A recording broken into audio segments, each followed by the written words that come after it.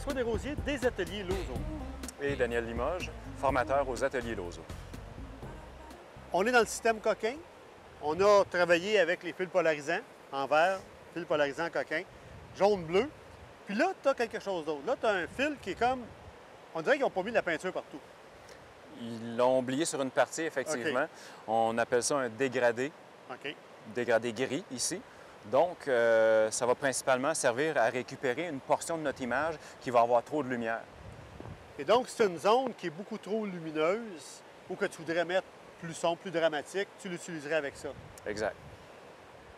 Dans quelle situation? Mettons comme ici, là où on est. Présentement, ici, à l'inverse de penser qu'on aurait tendance à vouloir dégrader le ciel, j'ai déjà un beau ciel. OK. Par contre, j'ai l'eau qui reçoit beaucoup de lumière, donc sur les vagues blanches, trop de lumière. Si j'expose bien pour mon bleu du ciel, je vais avoir de l'eau complètement délavée. OK. Je peux utiliser mon dégradé gris à l'envers et aller récupérer les détails dans l'eau. Fait que ça, je vais l'installer dans mon porte-fil. Oui. Et précaution, Oui. les filtres, c'est des filtres qui ne sont pas en verre, sont en plastique.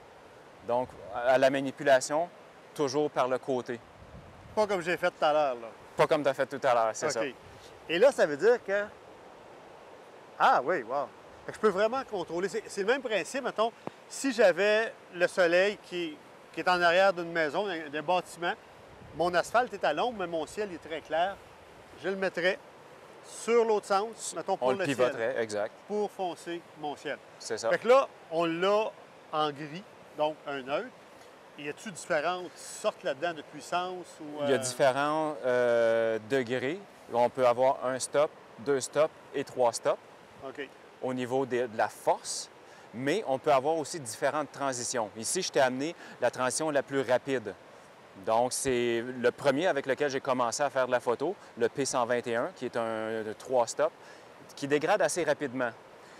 Si on a une scène qui, je dirais le désavantage un peu de cette dégradation quand c'est très rapide, si j'ai un arbre qui sort ou j'ai une montagne sur un côté de l'image, la dégradation va se voir trop rapidement. OK. À ce moment-là, je peux aller sur un dégradé 121, mais ils ont sorti le S, qui est pour un dégradé soft. Il va y avoir le L, qui est un dégradé long.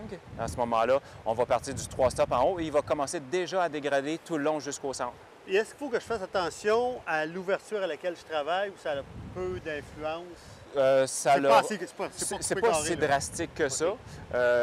Par contre, quand on va le glisser dans le porte-filtre, si on le sait, on est toujours à pleine ouverture. Quand on regarde dans notre viseur, des fois, on va avoir de la difficulté à voir où se situe la transition. Et pour bien voir où elle se situe, on va utiliser notre bouton, notre testeur de profondeur de champ. OK. Là, c'est beaucoup plus précis. C'est plus précis. On va aller fermer l'ouverture et on va très bien voir où le dégradé va se situer dans notre photo. OK.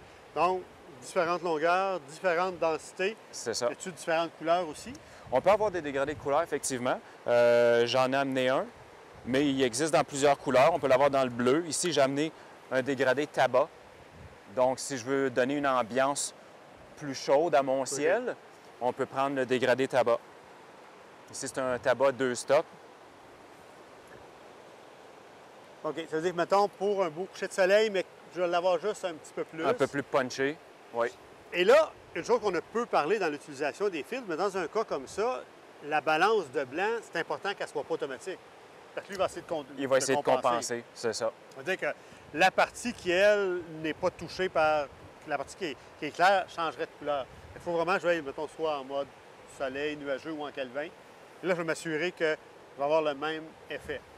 Et aussi, au niveau de la prise de vue, si on travaille en mode semi-automatique, là, nous, ici, on est en manuel. Notre exposition ne change pas. OK. Mais si on est en semi-automatique et qu'on vient baisser un filtre de densité neutre dans l'image, on va changer l'exposition. Là, il va surexposer la partie qu'il n'a pas. Donc, il faut s'arranger pour ne pas que ça se produise. À ce moment-là, il faut laisser tomber les modes semi-automatiques et travailler vraiment en mode manuel. On vient toujours à la même chose, dans le fond. Travailler en mode manuel, on a un plein contrôle, on fait ce qu'on veut.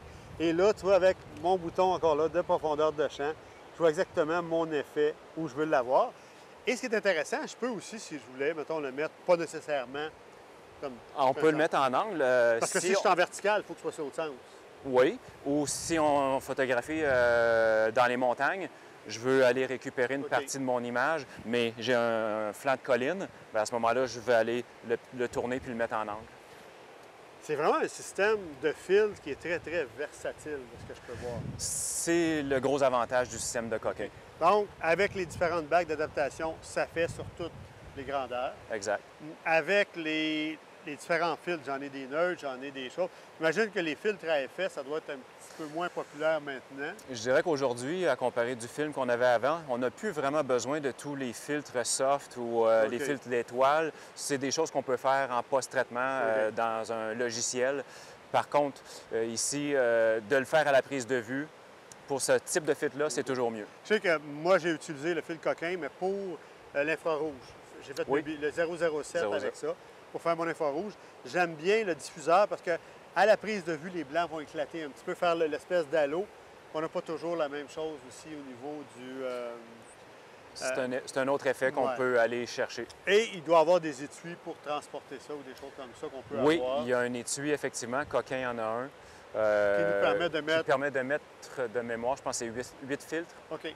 Donc ici, quand on regarde au niveau des boîtes, bien, si j'ai plusieurs filtres, on peut avoir facilement quelques centimètres d'épaisseur. Ce qui est le fun, c'est que tu as quand même ta référence, même si tu n'as pas ta boîte, tu as ta référence, que ça, c'est un coquin tabac. Le numéro 125, c'est le tabac, c'est un short. Exact. OK. Ça veut dire des experts de filtres. On n'a pas le choix. Fait qu'il reste juste à ça de l'essayer, d'expérimenter. Ce qui est intéressant en numérique, c'est que vous voyez votre effet tout de suite. Donc, gênez-vous pas, faites des tests, comparez. Parce qu'on peut quand même se mettre des notes ou des choses comme ça pour voir qu'est-ce que vous préférez, puis bien, vive la création. L'essayer, c'est l'adopter. C'est en plein ça, puis je pense qu'on a encore d'autres choses. Il nous reste aussi, on va faire sur les filtres neutres, complètement neutres, pour peut-être une autre affaire, pour un autre effet. De création. Exact. Bien, on va faire une coupe comme ça, puis on se revoit dans un autre épisode pour les filtres neutres. Parfait, François.